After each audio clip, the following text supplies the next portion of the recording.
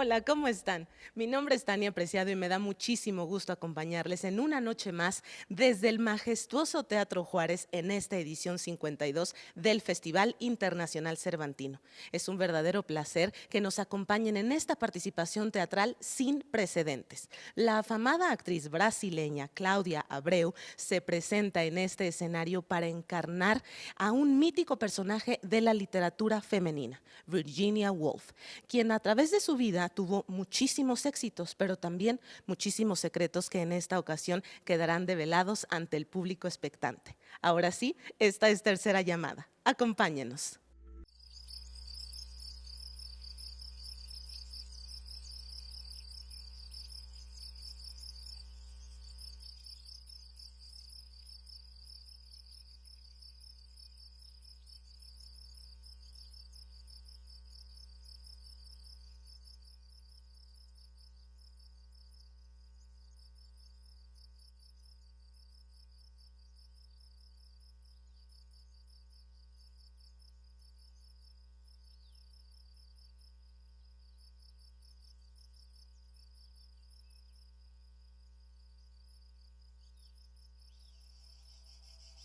Este é o primeiro dia de uma nova vida.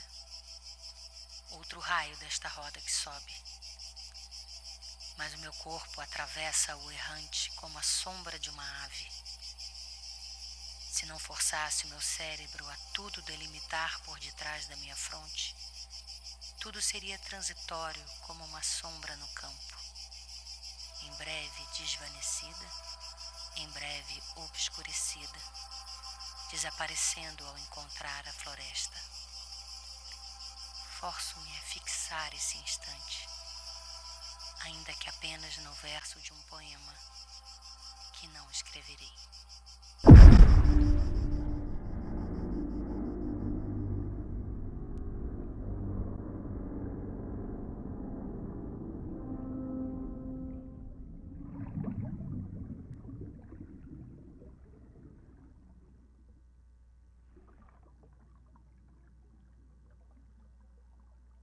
Então é assim que se morre. Pedras nos bolsos. Nenhum pensamento. Nenhuma dúvida. A imensidão da água. Súbita perplexidade. E agora? A placidez do distanciamento de tudo.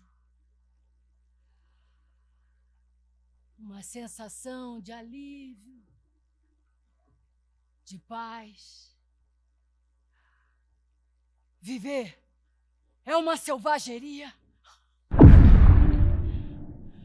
Rostos e acontecimentos me inundam e tento me ater por alguns instantes a quem eu ainda sou. Ou fui. Uma mulher inglesa, escritora, nascida em 1882. Não.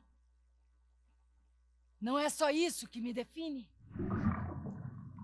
Se a essência da minha vida pudesse ser descrita em uma imagem, seria de estar deitada, meio adormecida, meio acordada, na cama do quarto das crianças da casa de praia, e escutar as ondas rebentarem, uma, duas,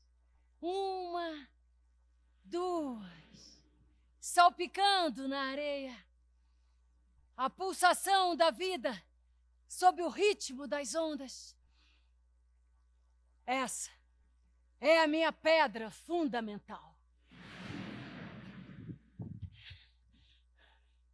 Será que daqui a 100 anos alguém vai se interessar por minhas reflexões que entre uma crise e outra consegui transpor para o papel? Quanta agonia com o fantasma de ser rejeitada. Meu tempo passou.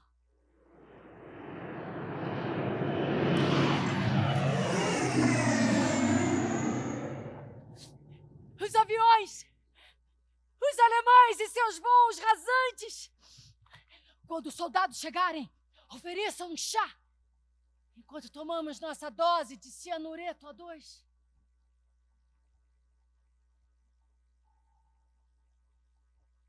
As vozes, por que insistem tanto em me atormentar? Cansei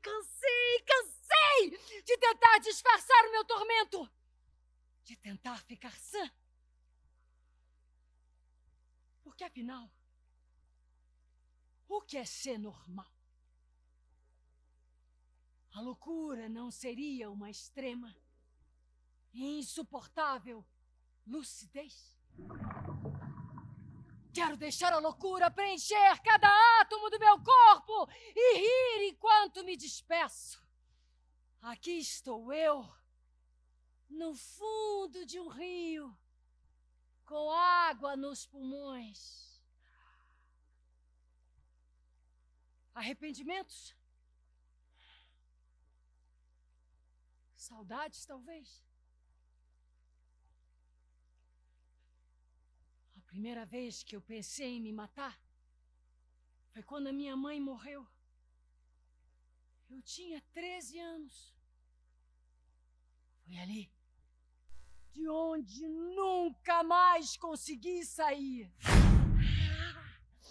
Hoje eu vou ser bebida pela água! Mas quem sou eu mesmo? Eu sou Virginia. Adlen Virginia Stephen Woolf. Virginia Woolf. Filha de Júlia. Ah, Júlia! Júlia, tão linda! Esqueci o nome do meu pai. Eu tenho esquecido. Eu tenho esquecido muito. Eu ando confusa. Eu tenho muita coisa na minha cabeça. Eu tenho todos os personagens que eu já escrevi dentro de mim. Eu consigo ouvir a conversa deles. Clarissa Dalloway. Ela recebe seu ex-namorado Peter. Ela está insegura, pensando se ele vai achá-la envelhecida. Enquanto isso, sua criada a perturba, perguntando sobre os preparativos para a festa. Sai. Ah, e tem Sétimos e seus delírios. A minha infância foi ouvir gritos da minha irmã Laura no quarto ao lado. Ela tinha problemas mentais, assim como Sétimos e Mrs. Dalloway. O nome do meu pai. Os meus pais eram vizinhos. E por coincidência ficaram viúvos na mesma época. A minha mãe era uma mulher luminosa. Eu era apaixonada pelo meu primeiro marido. Foi um choque que ele tenha morrido tão jovem. Aos poucos, eu comecei a me aproximar daquele meu vizinho viúvo a quem eu admirava. E passei a me identificar com a dor e com as ideias dele. Eu era 15 anos mais jovem. Fui pedida em casamento. Ele vivia sozinho com a filha Laura. E eu estava tão desamparada, com 3 crianças pequenas. A minha mãe sempre teve muita compaixão pelos outros. Tinha necessidade genuína de fazer o bem, de ajudar os pobres, os inválidos. E parte do desgaste que ela teve, sim, porque ela morreu de esgotamento. ela morreu de esgotamento. O meu pai, ao longo do casamento, se revelou um homem insaciável, exigente. Ela ainda tinha de cuidar de 8 filhos. 3 de seu primeiro casamento, nós 4 que eles tiveram juntos, além da enteada, que tinha problemas mentais. Eu penso que ela aceitou se casar porque se compadeceu daquele homem solitário, brilhante. Nem sei se eu era tão brilhante assim. Eu tinha prestígio intelectual, claro, mas parte da minha amargura é que eu não tive todo o reconhecimento que eu almejava. E a minha mãe, que na juventude tinha tido tantas expectativas em relação à vida, que de tão bela chegou a posar para pintores pré-rafaelitas, faleceu de esgotamento aos 49 anos. Aquela mulher! Quanto ela poderia ter realizado com todo o seu entusiasmo, com a força de trabalho que ela tinha. Ela poderia ter feito tanto, tanto. É claro que eu tinha orgulho em ter construído uma grande família. Mas eu não me realizei pessoalmente. Vocês podem dizer, você foi uma mulher típica de sua época. É esse o ponto. As mulheres sempre foram menosprezadas, invisíveis. O anjo do lar. Eu escrevi sobre isso. Na literatura, as mulheres tinham destaque. Eram descritas como fortes. Nos gregos, em Shakespeare. Mas até pouco tempo, a vida cotidiana da mulher, a mulher comum, não tinha relevância nos livros. Muito menos seus sonhos, seus desejos. Era como se isso não importasse. Já a figura do homem refletida no espelho tinha o dobro de seu tamanho natural. E era assim que queriam ser vistos pelas mulheres. A vida não fez jus ao potencial e à grandeza da minha mãe. O que eu sou, eu devo a ela. Ela se realizou, sim, através de mim, porque ela é a minha inspiração. Sempre esteve aqui comigo, mesmo que nem sempre de maneira tranquila para mim. Escrever me libertou da dor da ausência dela, da sua voz que ecoava em mim todos os dias desde a sua morte. Só assim consegui expurgar grande parte das minhas vivências em família. Eu nunca pude frequentar a escola. As mulheres não tinham esse direito. Aliás, em muitos lugares, elas não têm esse direito até hoje. Só me restava esperar ansiosamente o meu irmão chegar da escola e devorar todo o conhecimento que ele trazia de lá. Adorava trocar com ele todas as minhas curiosidades sobre a cultura grega. Sempre fui fascinada pelos gregos. Virgínia resolveu aprender grego só para poder ler tudo que eu tinha aprendido e, assim, dominar todos os assuntos. Nada lhe escapava. Que descoberta extraordinária! Agora, eu não me sinto mais sozinha. Eu tenho a literatura.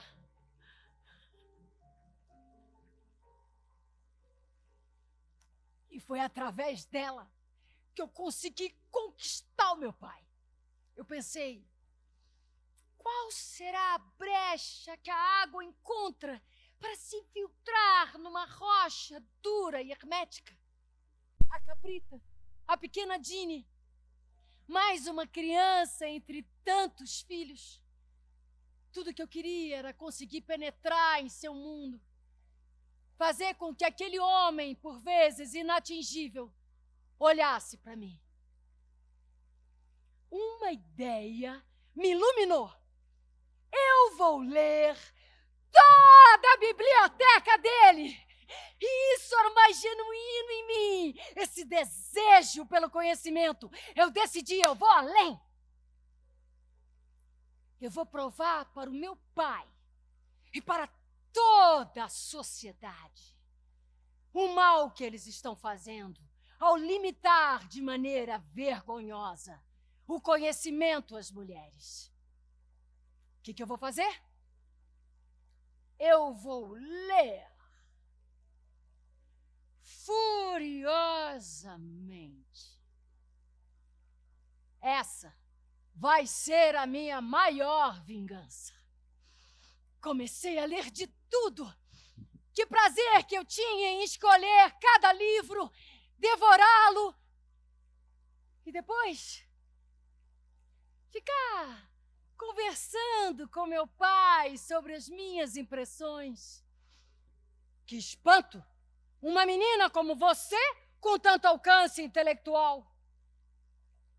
Como se eu, por ser mulher, não pudesse ser tão inteligente. E tudo isso estabeleceu uma cumplicidade entre nós. Se tornou o meu encontro com meu pai. Finalmente, eu descobri o meu lugar naquela família.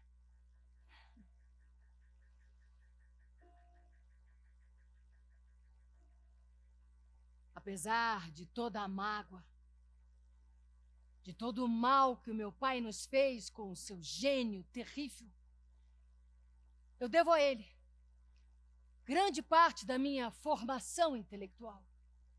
E hoje, sendo uma escritora reconhecida, eu fico pensando, o que será que meu pai acharia disso?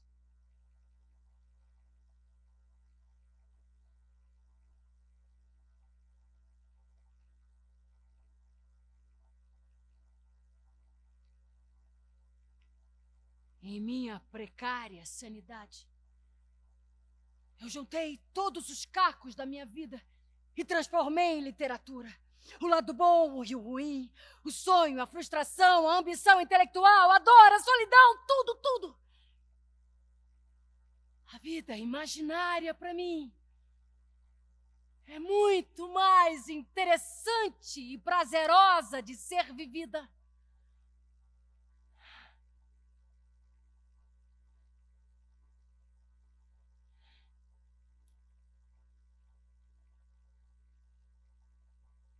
Laura, a minha irmã mais velha tem problemas mentais. É muito fácil falar que alguém é louco. Eu vivo no quarto, isolada da família. E nós só escutamos seus acessos de fúria, seus gritos. Às vezes eu passo a madrugada inteira acordada, assustada com o seu sofrimento, presa a um corpo incompreendida. Até onde alguém é considerado normal? Que critérios são esses que determinam se você é louca ou quase louca? Se é depressiva, burra, genial. Eu não tive chance de ser outra coisa! Não tive tratamento. Fui isolada e depois mandada para um sanatório de onde nunca mais saí. Não me lembro de receber visitas da família. As pessoas geralmente têm vergonha.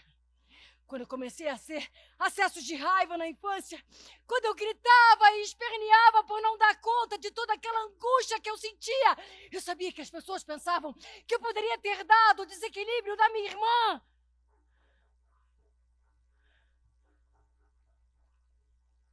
E essa ideia sempre me atormentou. Porque eu também tenho visões. Assim como Sétimos, eu também escuto vozes. Por vezes, até em grego.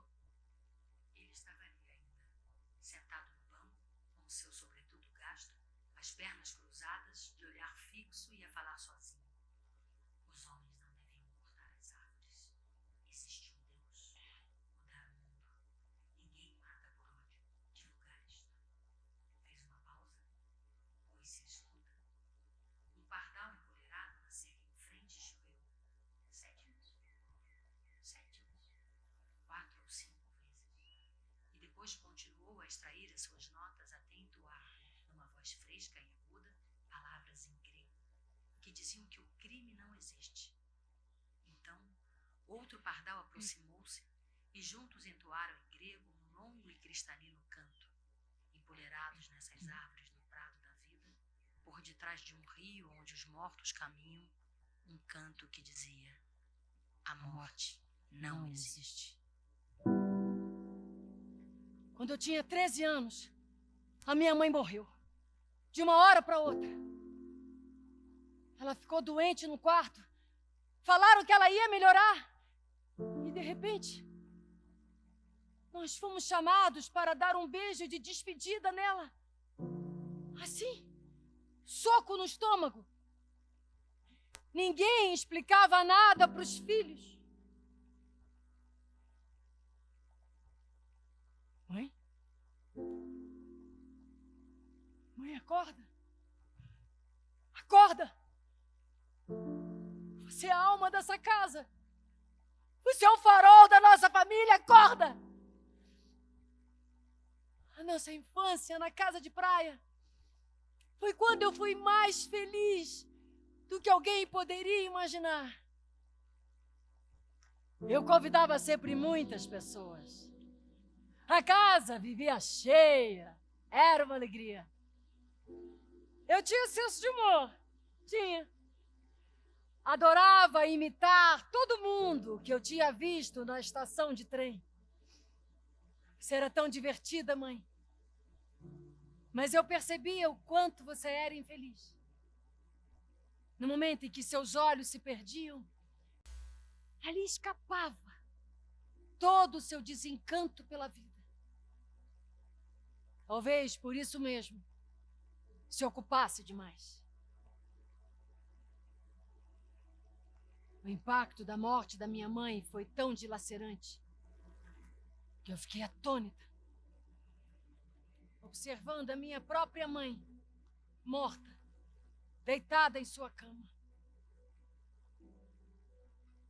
De repente, eu vi um homem sentado ao lado dela, mas eu não sei se isso foi verdade. Em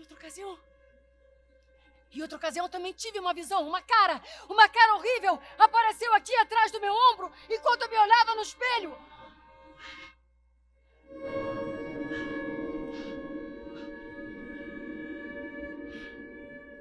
Eu não sei se eu só imaginei, mas eu nunca me esqueci daquela visão de horror.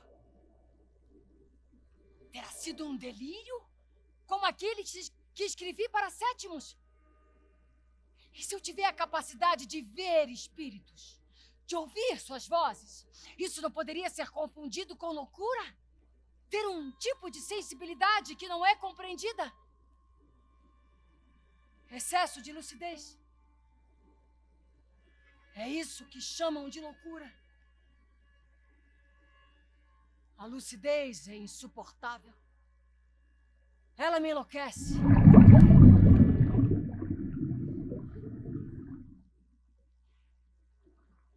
Depois da morte da minha mãe, é que eu tive a minha primeira grande crise nervosa. Me lembro da sensação. É como se o chão tivesse ruído de repente e eu caísse num abismo sem fim. O meu pai gritando alto pela casa, arrependido por não ter dito o quanto a amava. Depois, passou a se vitimizar, a explorar a enteada, a Estela, que era uma mulher apagada, sem vida própria, mas parceira devotada à nossa mãe em todas as suas tarefas. Eu fiquei 2 anos assim, como um fantasma eficiente, sobrecarregada. Eu tinha um pretendente apaixonado, mas eu não tinha tempo. Não tinha tempo. Até que um dia, depois de tanto insistir, ele acabou conseguindo uma chance. Me lembro da noite em que saímos para passear pelo jardim e nós, os irmãos, fomos atrás espionar. Ouvimos sussurros, risos. Depois Stella entrou em casa e nos contou com vergonha e emoção que iria se casar. A felicidade dos noivos foi um renascimento para a família inteira. Foi a primeira vez que eu acompanhei de perto o encantamento e o frescor de um amor correspondido. Stella se casou, engravidou na lua de mel, adoeceu e faleceu 3 meses depois. Foi assim que ela foi arrancada da vida que tinha pela frente. Nós, que ainda estávamos reaprendendo a viver, tivemos que suportar o insuportável.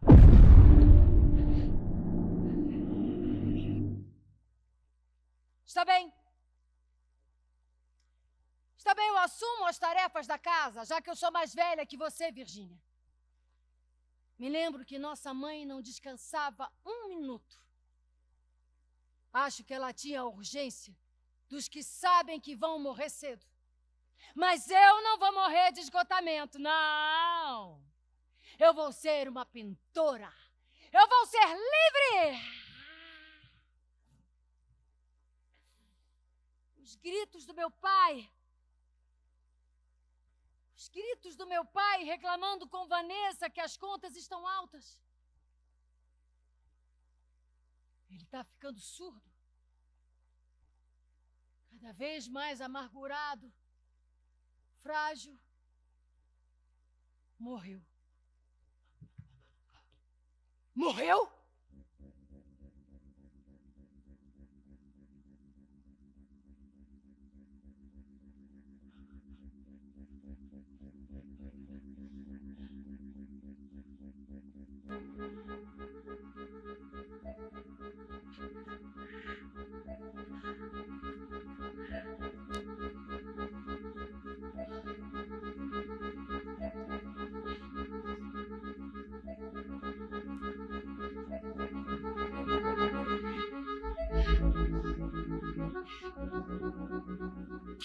Eu não posso dar conta de tudo.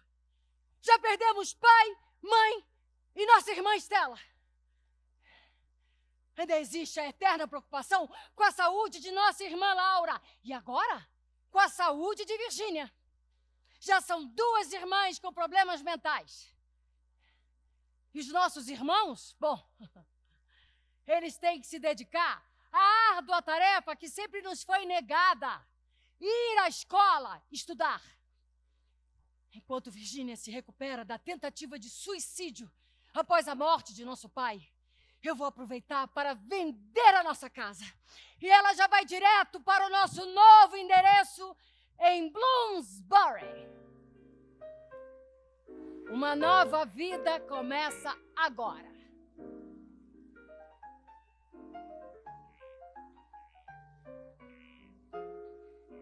As minhas irmãs, Virgínia e Vanessa, adoram quando eu convido os meus amigos da faculdade. Passamos a fazer reuniões em que o rigor intelectual é o mais importante. Aqui, o silêncio é permitido, pois não vale a pena abrir a boca se não for para falar algo extremamente relevante. Ajustem a ação à palavra e a palavra à ação. Hamlet! É verdade, Toby. Em nosso grupo, não existe mais aquela etiqueta imposta às mulheres de falar somente o essencial no chá das 5. Indeed. Não será preciso colocar um vestido para ir em intermináveis bailes onde eu me sentiria deslocada e invisível. Em Bloomsbury, eu reencontrei o prazer de viver.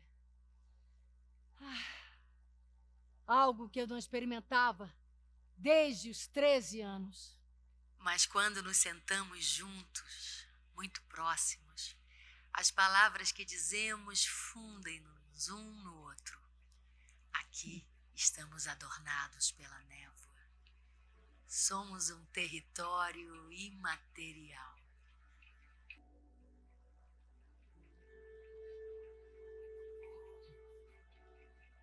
Um tempo depois, nós, os irmãos, fomos realizar o sonho de conhecer a Grécia. Logo no início da viagem, Vanessa nos deu um susto. Adoeceu. Uma gripe simples, uma febre, poderia rapidamente se tornar irreversível. Conhecíamos bem esse desfecho trágico. Mas, para o nosso alívio, ela acabou ficando boa. Só que Toby voltou com febre tifoide.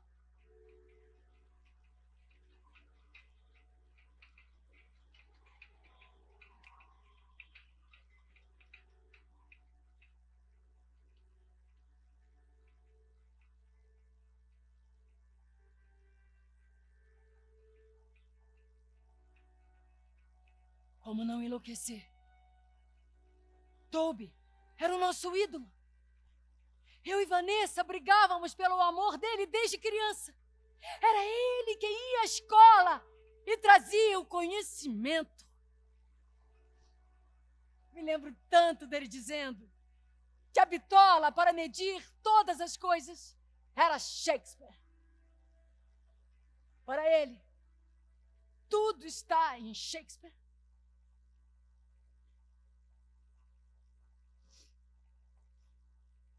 Após a perda de nosso irmão, Vanessa decidiu se casar, o que foi um grande choque para mim. Logo agora? Não queríamos ser mulheres livres? O nosso sonho nunca foi ser o anjo do lar. Você queria ser pintora, eu escritora. Nós fizemos um pacto embaixo da mesa de jantar quando éramos crianças. Ali era o nosso navio. E nos tornamos cúmplices. Decidimos não aceitar o que a sociedade destinava às mulheres. Vanessa se casou. Eu fiquei morando com o nosso irmão mais novo, com quem não tinha grande afinidade. Depois, ainda tivemos que dividir as despesas da casa com mais alguns amigos. Eu já tinha 20 e tantos anos. Além de cuidar de tudo, ainda tentava ganhar algum dinheiro escrevendo artigos para jornais. E já tinha um primeiro livro recusado. Foi quando eu me dei conta de uma coisa muito importante. Uma mulher precisa de um mínimo de privacidade, de um espaço, de um teto todo seu e, de preferência, de uma pequena renda própria para poder escrever. Sendo mulher, eu conseguiria escrever e viver da minha escrita. Finalmente, eu consegui editar o meu primeiro livro, A Viagem. E fui internada dias antes do lançamento. Não suportei a expectativa de ser um fracasso.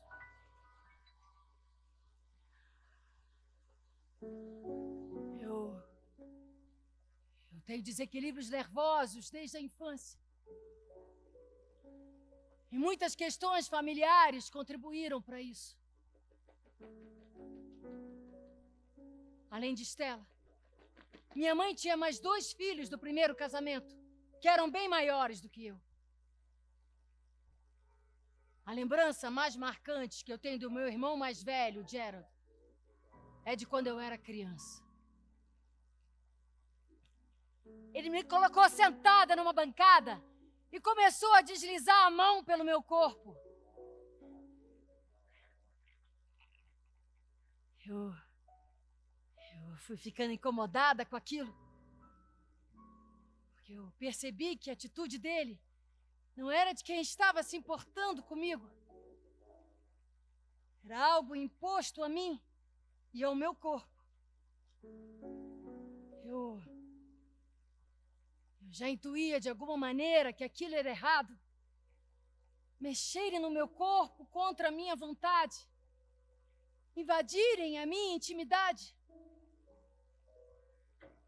Mesmo que eu nem soubesse o que isso significava realmente.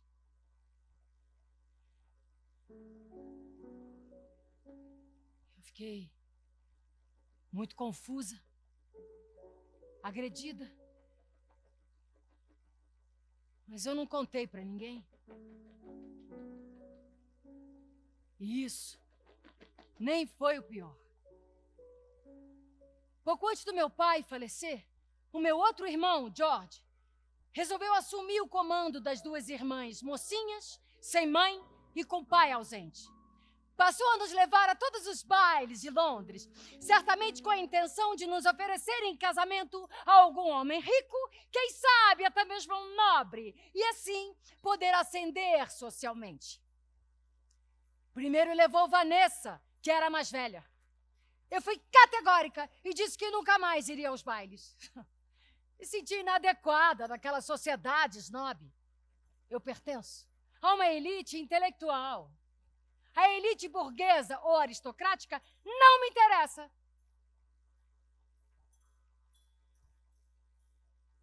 Eu tenho a suspeita de que a recusa de Vanessa não se limitava simplesmente em ir aos bailes.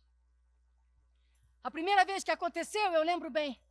George e eu tínhamos ido a um jantar aborrecido com duas senhoras bem mais velhas, da alta sociedade, extremamente formais. Procurando desesperadamente por assunto, eu achei que eu poderia impressioná-las, expondo minha opinião sobre Platão e os gregos. Virgínia, uma dama não deve expor suas ideias. Em seguida, fomos todos assistir a uma peça francesa, quando, em dado momento, os atores começaram a encenar o ato de copular. Que escândalo! Saímos correndo no intervalo. As nobres senhoras ultrajadas com tamanha indecência. Os atores, que corja! E meu irmão, nervosíssimo, porque estava acompanhado de uma donzela. Eu me lembro que cheguei em casa exausta. Guardei o meu vestido de cetim branco. Me deitei. Estava quase dormindo quando ouvi o leve ranger da porta.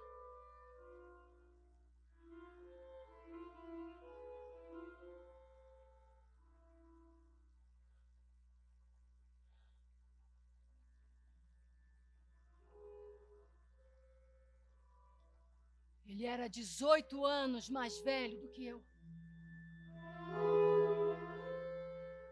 O que as nobres senhoras diriam se soubessem que o respeitável cavalheiro era, na verdade, violador de sua irmã? Em quem, afinal, eu poderia confiar? O desamparo, o medo do futuro, o medo de perder pessoas queridas, a incerteza em relação ao meu talento literário e a minha própria sanidade mental me atormentaram durante toda a minha formação. Eu me fundei sob um solo movediço que a qualquer momento poderia me dragar de novo para o fundo de um abismo. Como não enlouquecer?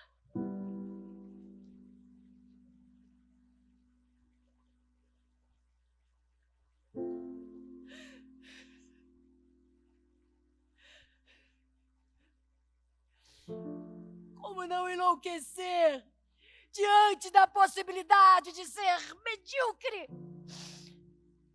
Eu não tenho condições emocionais de suportar o fracasso, de suportar o sentimento que o meu pai amargou a vida inteira, de estar aquém das próprias expectativas. A insegurança me desequilibra antes da publicação de cada livro. Isso não foi aplacado, nem mesmo pelo reconhecimento profissional, não!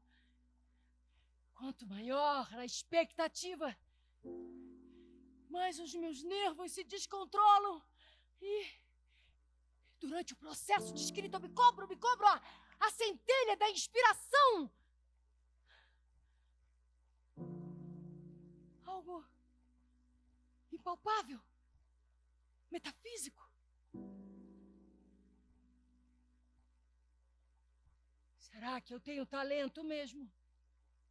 Ou só tive alguma sorte? Sempre desconfiei de mim mesma.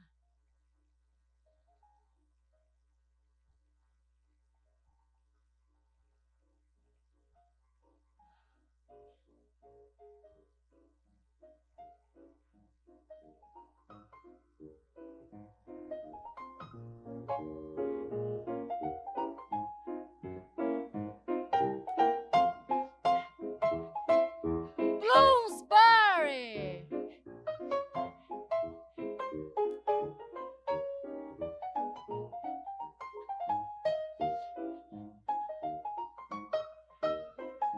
Com o passar do tempo em nosso grupo, nos sentimos íntimos para conversar sobre todos os assuntos. Falávamos de arte, sexo, sodomia, relações livres! Em certa ocasião, nos empolgamos tanto que Vanessa dançou e tirou a blusa! Se essa cena tivesse acontecido na França, teríamos terminado todos aos beijos e abraços. Eu mesma quase me casei com um grande amigo homossexual. Às vezes eu me pergunto se não teria sido mais feliz com ele. Teríamos o prazer da convivência e cada um que cuidasse de sua vida.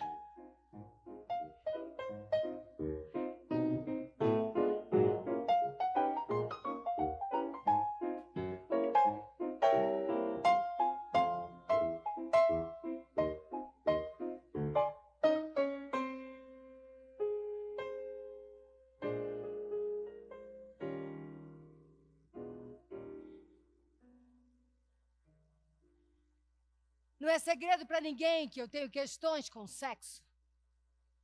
Mas uma coisa é inegável. A emoção que eu tenho de estar na companhia de mulheres. Na companhia de Vita. Conseguia perceber o que lhe faltava. Não era beleza nem inteligência. Era algo de fulcral e penetrante. Qualquer coisa de ardente, capaz de quebrar superfícies e fazer ondular o frio contato entre um homem e uma mulher, ou de duas mulheres entre si. Porque isso ela compreendia, vagamente. Havia momentos em que não conseguia resistir ao encanto de uma mulher. Por um instante apenas, mas bastava. Era uma súbita revelação, como um rubor que se quer deter, mas ao qual nos submetemos. Imagine uma história inspirada em você, Vita, Orlando, e tudo seria sobre você. Os desejos da sua carne, os mistérios da sua mente. Sim, porque coração você não tem nenhum. Ai, meu Deus, Virgínia!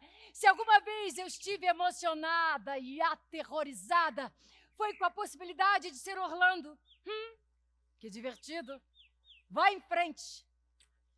Mas se por alguma razão você quis se vingar, agora está tudo em suas mãos. Mas já que você vai me dissecar, me despedaçar e me oferecer em banquete, você deve ao menos dedicar isso à sua vítima. Vita, Vita, que encontro extraordinário. Foi em Bloomsbury que eu conheci meus grandes amigos da vida inteira. Entre eles, Leonard Woolf. A primeira vez que eu ouvi falar dele, eu lembro bem. Meu irmão costumava descrever seus amigos de maneira peculiar. Para ele, Leonard era um homem selvagem, misantropo, que não acreditava que alguém pudesse fazer algo de surpreendente após os 25 anos. Fiquei intrigadíssima. Que personagem fascinante. Ele morava no Ceilão, veio a Londres e passou a frequentar as nossas reuniões. Disse que se apaixonou por mim. Me pediu em casamento, eu recusei. Mas por que é que eu acabei aceitando mesmo? Eu tenho esquecido. Eu tenho esquecido muito. Eu nunca tive atração física por ele. Talvez eu tenha me encantado pelo amor que ele passou a sentir por mim. E, de fato, eu passei a me interessar por ele. Ou pela ideia de ser protegida. Você cuida de mim, eu cuido de você. E juntos vamos ser uma potência intelectual. Eu me apaixonei por Virginia porque eu entendia o abismo que tinha dentro dela. Mas eu não pensei que fosse ser tão difícil. Virginia é nervosa, tem depressões, desequilíbrios constantes. Nós sabemos que um dia ela pode estar bem e em seguida flertar com a loucura. Mas sempre com consciência de tudo. Lúcida, brilhante, genialidade e loucura. O nosso encontro nunca foi carnal, não. Temos muita afinidade intelectual.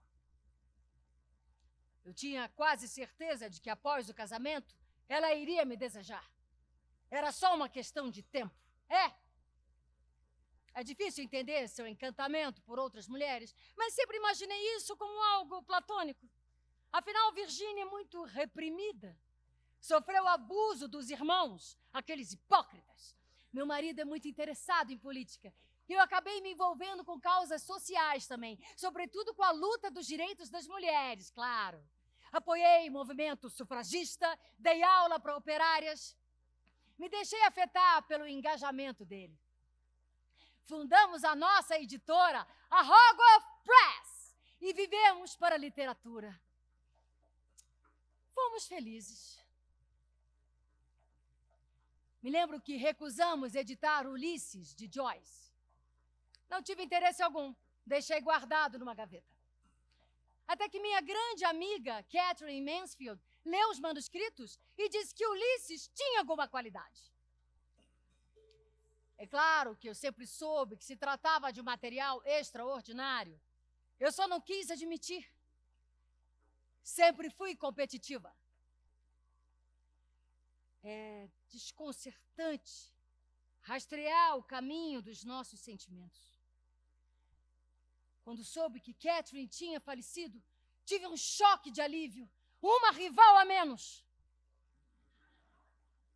Só depois é que veio o vazio, a depressão. É melhor não saber o que se passa no íntimo das pessoas. Virginia disse em sua carta de despedida que eu fui extremamente paciente e bom. Eu lutei. Lutei até o último minuto, durante a guerra, suportando as crises dela, suportando a rotina que eu tinha que impor a ela, problemas na nossa editora. Eu suportei tudo estoicamente. Me submeti durante anos à sua tirania. Era o nosso sistema doentio. Você aturava as minhas crises, me isolava do mundo, porque só assim eu teria condições de escrever. Quando eu não vi Virginia depois do café da manhã, eu pensei, algo de ruim está prestes a acontecer. E quando eu vi a carta, eu entendi tudo. Eu só não sabia que tinha sido no Rio. Alívio? Dor? Raiva! Eu estou velho! Por que é que não se matou antes? Por que é que eu não me matei antes? Por que é que não se matou antes? Eu gastei os melhores anos da minha vida com você. Aceitei ser um mero coadjuvante. E você quebrou o nosso pacto. Se os alemães aparecerem aqui, eu vou ter que tomar o cianureto sozinho. Eu fiquei presa nesse esquema. dentro da minha insegurança, eu tinha que criar daquele caos, dar corpo a todas as vozes, a todos os tormentos. Sim, porque as vozes não me pedem licença para entrar. Não, elas me invadem, me torturam. Eu me submeti a tudo para não ser interditada. Mas em dado momento, eu passei a desejar isso. Ser internada num quarto ou numa casa de repouso. E então, ironicamente, ter um teto todo meu, onde eu pudesse escrever sem ser interrompida. Eu sou um homem metódico. Você sabe que você precisa de disciplina, que só consegue escrever porque eu organizo a sua vida. Quando eu escrevi a carta de despedida, eu disse que ele era o melhor dos homens. Porque, de certa forma, você foi. Você ficou ao meu lado. Você tem muita admiração por mim, claro. Sempre foi o meu maior incentivador. Você queria ser escritor, eu também, mas ficou claro desde o início que eu tinha, digamos, mais vocação do que você. E você foi muito inteligente, muito generoso. Você investiu em mim, mas você cobrou. Você cobrou alto. O nosso casamento se tornou uma armadilha. Eu comecei a ver o meu pai, Leonard. E assim como meu pai foi se tornando um homem amargurado, o meu marido também se tornou, eu diria, perverso. Perverso. Me sugando, me exigindo. Ele decidiu por mim que eu não poderia ter filhos. Me isolou aqui, nessa vida solitária. Dizia que Londres era muito frenética para mim. Mas era isso que eu amava! Planar pela cidade, observar as pessoas, encontrar os meus amigos, ir ao museu, à biblioteca. Tudo isso era minha inspiração.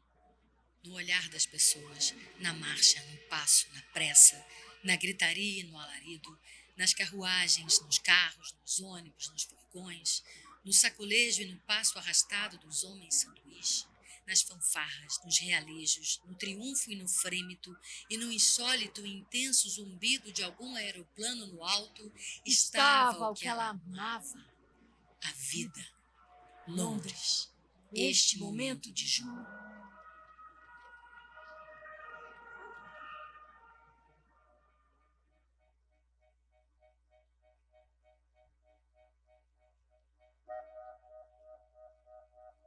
Existe uma certa lenda sobre mim. Eu sou a imagem da autora desequilibrada. Isso vende. Virginia Woolf deprimiu. Teve uma crise, foi internada. Será que vai conseguir criar durante o surto? Que obra sairá desta vez? Eu consigo escrever, porque tenho a capacidade de sofrer choques. Eu crio a partir dos choques. As vozes. Por que insistem tanto em me atormentar? Cansei. Seu tempo passou. Seu tempo passou. A sua inspiração acabou. Eu escuto. E fico paralisada, sem confiança. Eu só quero calar as vozes. Surge um obstáculo no fluxo do meu ser. O rio profundo esbarra em qualquer coisa. Empurra, puxa. No centro há um nó que não cede. Ah, essa dor! Essa angústia.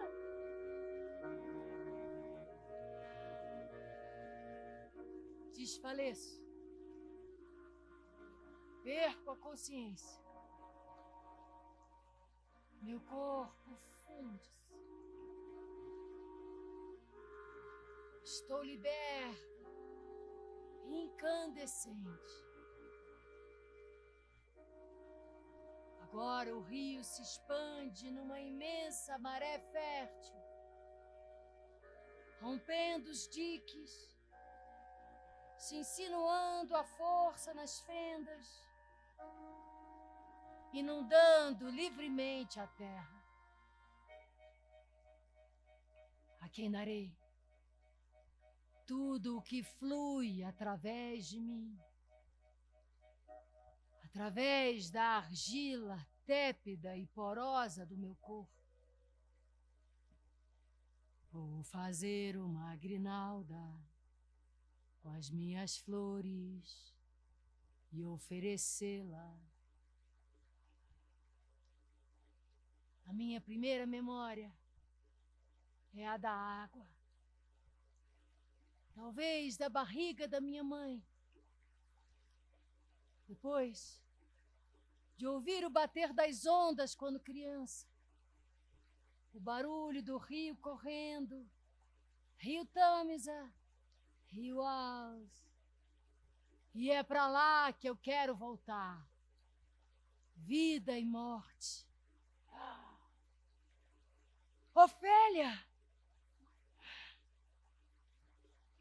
Como diria meu irmão, tudo está em Shakespeare.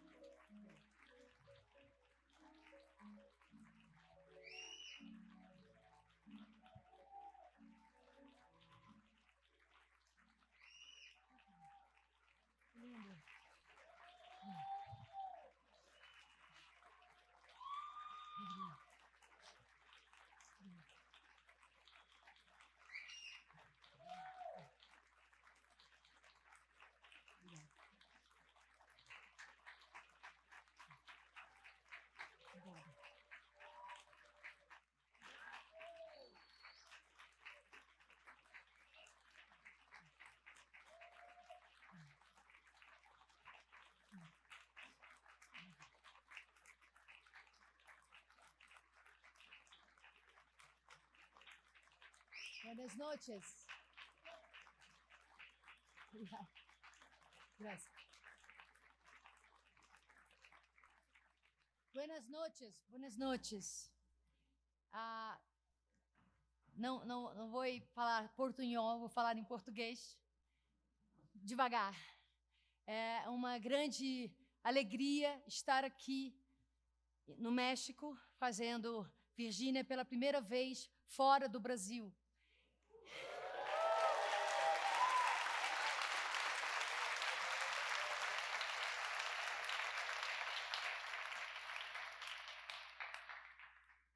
Eu estou há 2 anos viajando por todo o Brasil com essa peça, que é o meu primeiro texto para teatro, o meu primeiro monólogo, produzido por mim, com recursos próprios.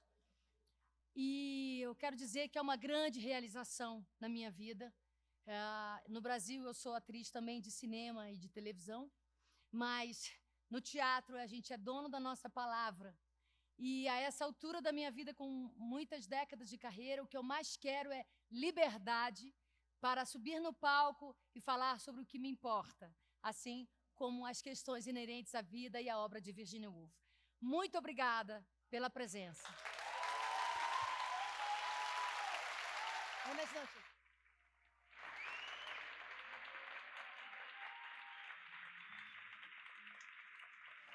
¿Qué les pareció?